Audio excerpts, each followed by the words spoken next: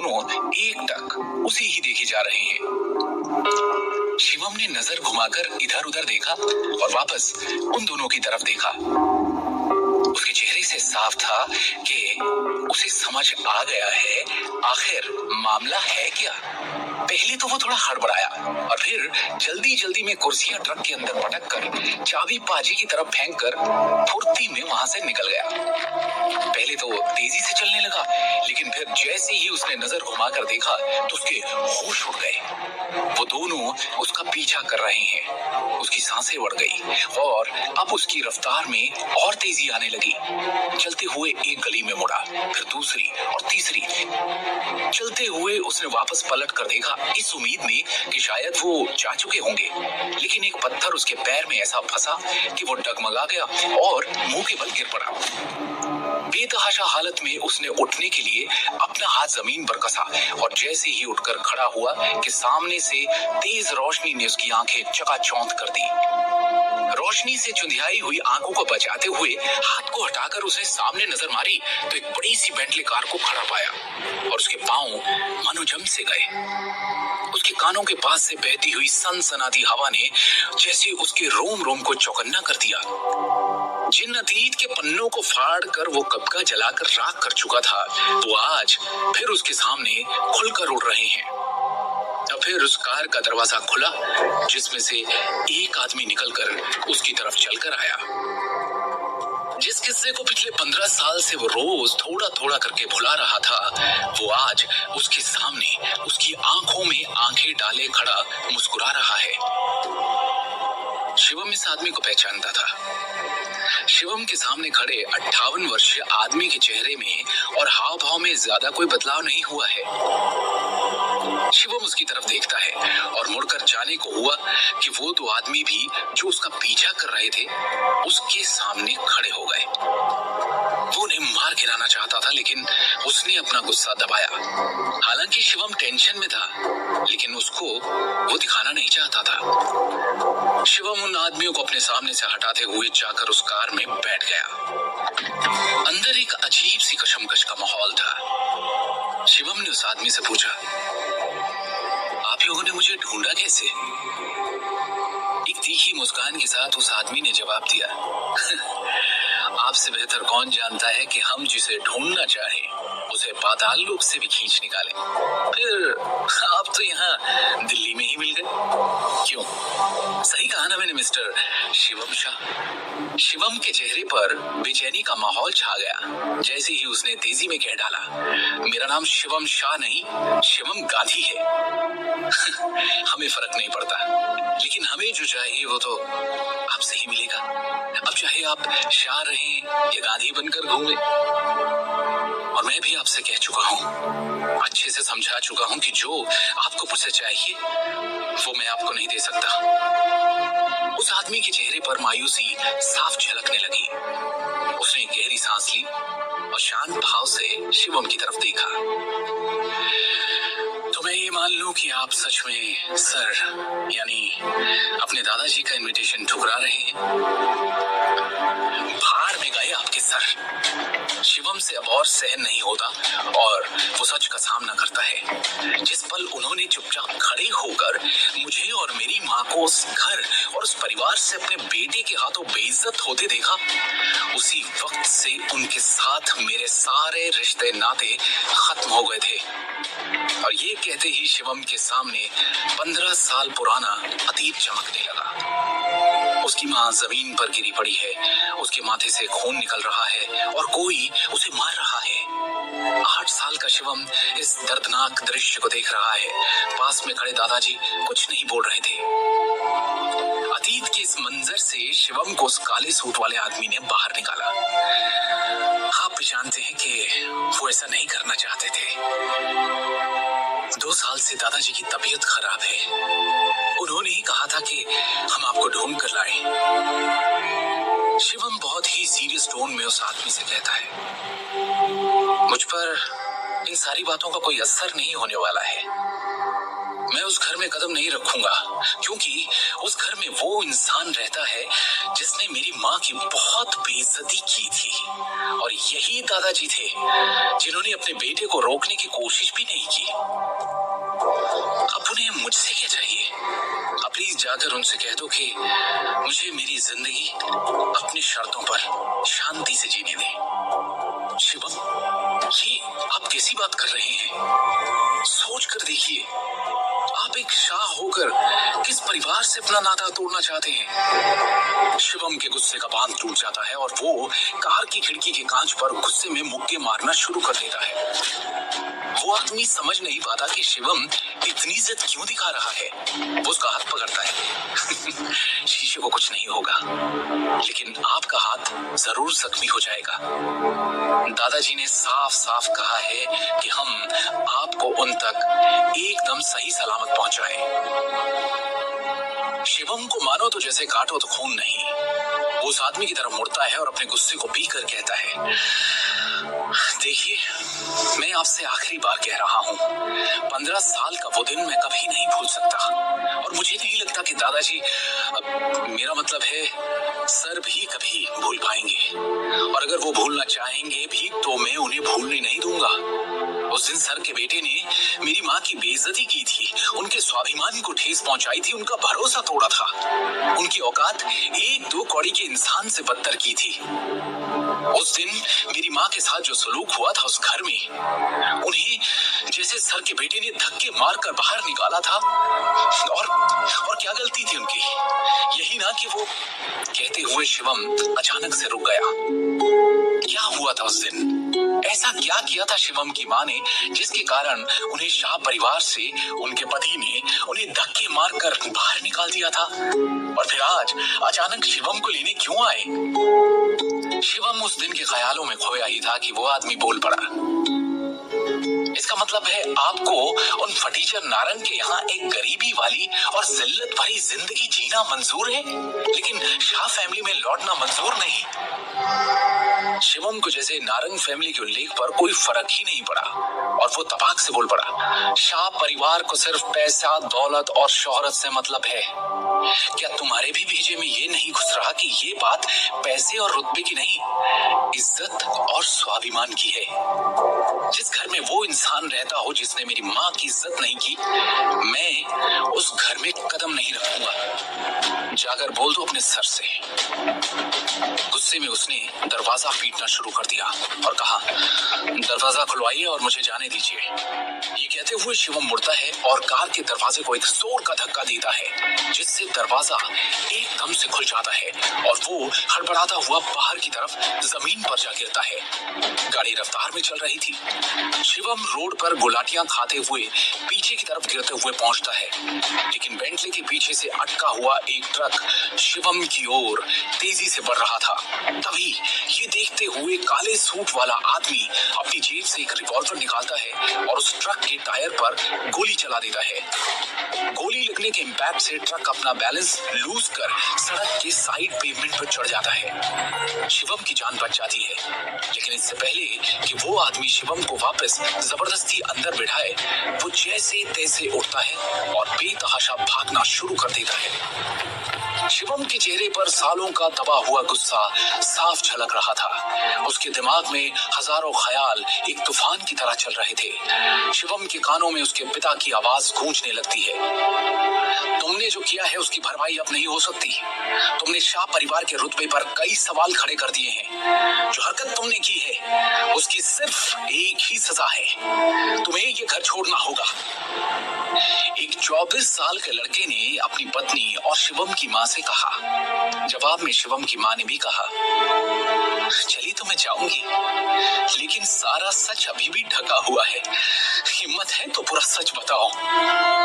ये कहते ही उस लड़के ने उस लड़की को एक जोरदार थप्पड़ रसीद कर दिया, जिसकी मार से वो नीचे गिर पड़ी और उसके माथे से खून निकलने लगा था। शिवम अपने ख्यालों से बाहर आता है जब पास से गुजरती हुई एक कार की तेज रोशनी उसके चेहरे पर पड़ती है। वो पीछे मुड़कर देखता है और चौंक जाता है कि वो कार अब भी उसका पीछा कर रही है। शिवम ने वापस चलना शुरू किया और एक ही ख्याल उसके अंदर बार बार कौंध रहा है कि चाहे जो हो जाए, जिस दलदल से उसे सालों पहले बाहर निकालकर फेंका जा चुका था, उसी कीचड़ में अब वो वापस नहीं लौट सकता। और लौटे भी क्यों? क्योंकि वो जिस कारण से शिवम को वापस अपने पास बुलाना चाहते हैं, वो उसके दिमाग में दूर दूर तक नहीं है। उसके दिमाग में तो कुछ और ही है जो वो वापस जाकर पूरा नहीं कर सकता। अचानक उसके चेहरे पर दर्द और बेबसी के भाव उजागर हो चले, जैसे कि उसके पीछे वो कार नहीं बल्कि एक भयानक और दिल दहला देने वाली याद थी, जिससे वो जितना हो सके दूर जाना चाहता था। एक कड़वी सी मुस्कुराहट उसके चेहरे को छूकर निकल जाती है और वो घृणा से कहता है, शाह फैमिली। मालूम तो था उसे कि ये लोग उसे एक ना एक दिन ढूंढ ही निकालेंगे, लेकिन इतनी जल्दी ये उसने सपने में भी नहीं सोचा था। उसी कड़वे सपने से दूर जाते हुए वो इधर उधर देखने लगता है कि कोई टैक्सी या कैब मिले और वो उसमें बैठकर इन लोगों से दूर, बहुत दूर निकल जाए।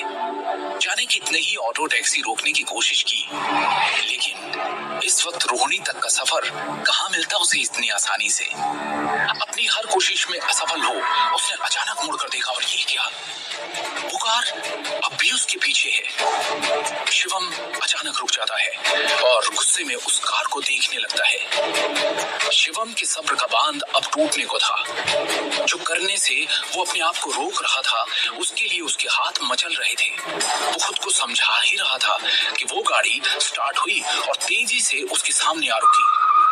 शिवम उनके सामने डटकर खड़ा रहा, लेकिन उन आदमियों ने जबरदस्ती पकड़कर उसे कार के अंदर घसीटा, दरवाजा बंद किया और तेजी से कार वहां से निकल गई। अब क्या करेगा शिवम? क्यों बैठा है कार के अंदर? कौन है ये लोग और वो क्यों शिवम को शाह फैमिली में वापस लाना चाहते हैं? क्या शिवम वापस लौटेगा उन अतीत के सायों के बीच? क्या हुआ था 15 साल पहले जो शिवम और उसकी माँ को यूं जलील किया गया था? क्या है शिवम की सच्चाई? कौन है वो? आगे की कहानी जानने के लिए होती हुई भाग रही थी। ट्रैफिक और रूल्स जैसे इस कार और इसमें बैठे लोगों के लिए बने ही नहीं थे। शिवम हैरत में उस आदमी को देखता रहा, कई दफा पूछने पर भी कि ये सब क्या हो रहा है और क्या उसे किडनैप कर लिया गया है। उस आदमी की तरफ से कोई जवाब नहीं आया और शिवम ने भी अपनी कोशिशें बंद कर दी। अब वो सिर्फ इस सफर के खत्म होने का इंतजार कर रहा है और इस डर से जूझ रहा है कि क्या उसे वाकई में सर के पास ले जाया जा रहा है? क्या आज वो होगा जिससे वो पिछले 10 सालों से भागता आ रहा है? खैर, शिवम अपनी सोच को टटोल ही रहा था कि अचानक तेजी से कार के ब्रेक्स लगे और शिवम आगे की तरफ खिसक गया। खुद को संभालते हुए उसने देखा कि कार एक सुनसान सड़क पर आकर रुक गई और फौरन एक आदमी आगे से उतरकर शिवम की साइड आया और कार का दरवाजा खोल दिया। चौंकते हुए उसने उस आदमी की तरफ देखा और हजारों सवालों में से वो एक सवाल पूछने का मन बनाने लगा कि इतने में वो आदमी बोल पड़ा, पहले ही कह चुका हूं मैं आपसे, आपको किडनैप या आपके साथ कुछ भी गलत करने की मैं सोच भी नहीं सकता। सर को ये कभी पसंद नहीं आएगा। इस वक्त आपको कोई टैक्सी नहीं मिलती और फिर उन नारंग के यहाँ की शादी ही क्यों ना हो। आप टैक्सी से उतरते हुए अच्छे नहीं लगेंगे। बड़ी गाड़ी से उतरकर वहां एंट्री मारना आपको सूट करता है। आखिर आप शाह खानदान की आखिरी उम्मीद है। डोंट वरी, होटल यहाँ से थोड़ी ही दूर है, कोई आपको हमारे साथ नहीं देखेगा। ये कहते हुए उसने एक महंगा सा सूट शिवम की तरफ किया और अपनी बात पूरी की। ये पहन के चाहिए, जो आपने पहना है वो आपके लायक नहीं। शिवम ने उस सूट की तरफ देखा और फिर उसकी तरफ और धीरे से गाड़ी से उतरते हुए कहा, ये सब नहीं चाहिए। अगर करना ही है मेरे लिए कुछ, तो आज के बाद फिर कभी मुझसे मिलिएगा नहीं और ना ही मुझे परेशान करें, वही काफी होगा। उस आदमी ने कोई जवाब नहीं दिया लेकिन एक आखिरी बार अपनी बात जरूर रखी शिवम के सामने। एक बार सर के इनविटेशन के बारे में गौर से सोचकर देखिएगा। मैं इसे आपका आखिरी जवाब नहीं मान रहा हूँ। शिवम ने बिना कुछ कहे दरवाजा बंद कर दिया और पलटकर खड़ा हो गया। कार तेजी से वहां से निकल गई और तब उसने अपनी जेब से निकालकर सिगरेट जलाई और सड़क की दूसरी तरफ मुड़कर चलने लगा। चलते हुए अतीत के गहरे राज उसकी आंखों के सामने नाचने लगे। सिगरेट के हर कश के साथ वो दर्द और वो जहन से कभी न मिटने वाली भयानक सच्चाई उसके अंदर घूम घूम कर धुएं के साथ बाहर निकल रही थी। एक कुटिल मुस्कान के साथ उसके मुंह से फिर निकल पड़ा, शाह खानदान। और वो सोच के समंदर में डुबकियां मारते हुए खो सा गया।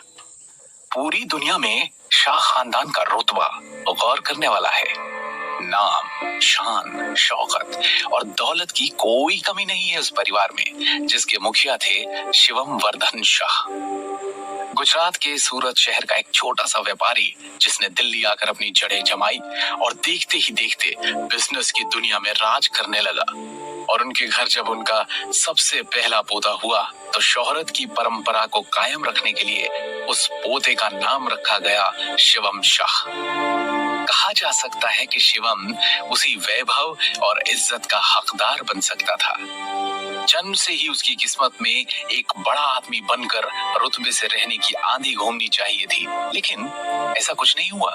क्योंकि बात कुछ ऐसी थी कि शिवम वर्धन के दूसरे बेटे भावेश, जो शिवम के पिता भी थे, उन्हें एक दूसरी औरत अंजलि की तरफ आकर्षण हो गया। और शिवम जब महज 14 साल का था तब भावेश ने एक साथ कई गलत फैसले ले डाले।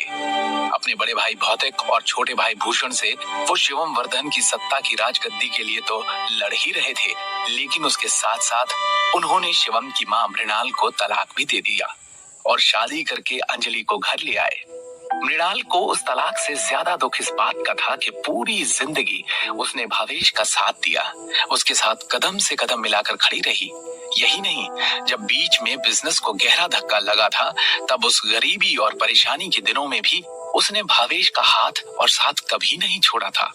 और उसी भावेश ने आज दिल्ली के एक दूसरे अमीर घराने की लड़की अंजलि के साथ उससे रिश्ता तोड़ लिया था। यूं तो मृणाल एक साधारण परिवार की लड़की थी, लेकिन इरादों की मजबूत और जिगर की एकदम पक्की थी। हारना और जिंदगी के उतार चढ़ाव से थककर उनके आगे झुक जाना जैसे उसने कभी सीखा ही नहीं था। और फिर आया वो दिन जब मृणाल ने भावेश के खिलाफ आवाज उठाई। भावेश एक दूसरी औरत के बस में अपने आवेश तक को खो चुका था। उस दिन उसने अपनी सारी हदें पार कर दी जब उसने मृणाल पर हाथ उठाया। मृणाल की आवाज दबाने के लिए उसे शिवम वर्धन ने भारी रकम देने का प्रस्ताव रखा था, लेकिन स्वाभिमानी मृणाल ने बिना कुछ लिए अकेले घर छोड़ने का फैसला ले लिया। क्योंकि शिवम अपनी मां से अलग नहीं होना चाहता था, इसलिए उसने भी शाह फैमिली की सारी रुकावटों को पार कर अपनी मां के साथ शाह में जन छोड़ दिया था। बस तब से ही शिवम और मृणाल शाह फैमिली की नजरों से दूर एक ठीक ठाक जिंदगी गुजार रहे थे।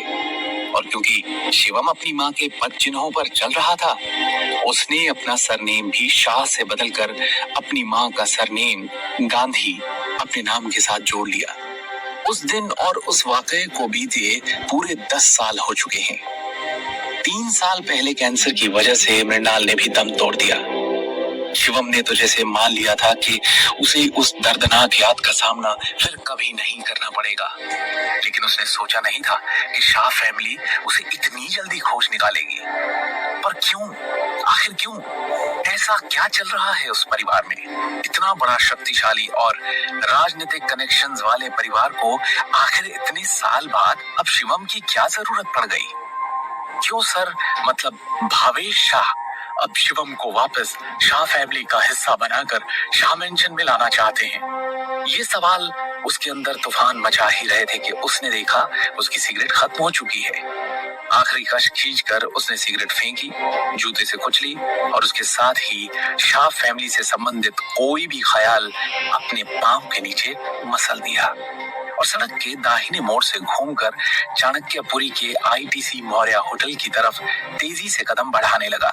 आईटीसी मौर्य में आज नारंग परिवार के सबसे बड़े बेटे की इकलौती बेटी तान्या नारंग की शादी है। माहौल बड़ा है और ये मौका भी, क्योंकि तान्या की शादी होने जा रही है शहर के एक और मशहूर और प्रभावशाली परिवार सिंघानिया के छोटे बेटे दर्श सिंघानिया से। शहर में बहुत कम मौके ऐसे होते हैं जब इतना बड़ा और विशाल गठबंधन देखने को मिलता है। अब क्योंकि ये दिन और ये शादी इतनी अहम है, तो शहर के सब बड़े बड़े प्रभावशाली लोगों को यहाँ बुलाया गया है।